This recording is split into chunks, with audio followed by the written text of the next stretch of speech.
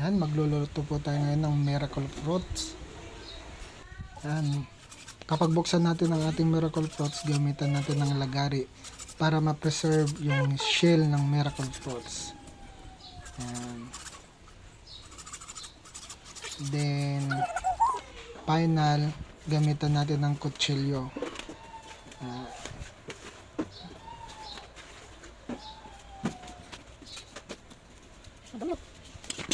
Ayan, at ito yung laman ng ating miracle fruits.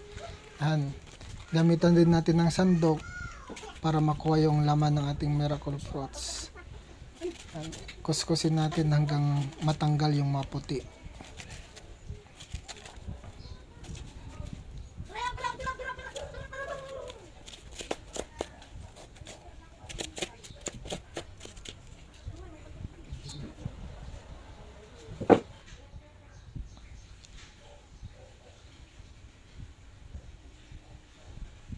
Ayan, niluluto na natin yung miracle fruits natin.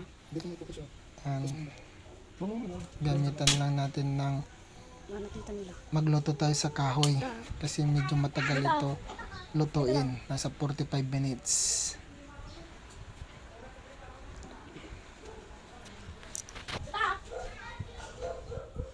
Ayan, okay na. Lagyan na natin.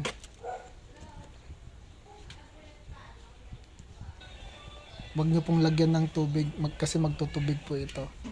Ayan, halu-haluin lang natin para hindi dumikit o masunog yung miracle fruits natin. Ayan na, pwede na. Then, gamitan natin ng sangkalan.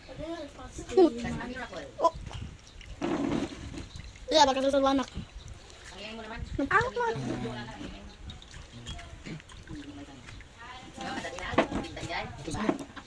Ramai, jelek may song. Ayan, ito na po yung finished product. Then, tikman na natin yung niluto nating miracle fruits.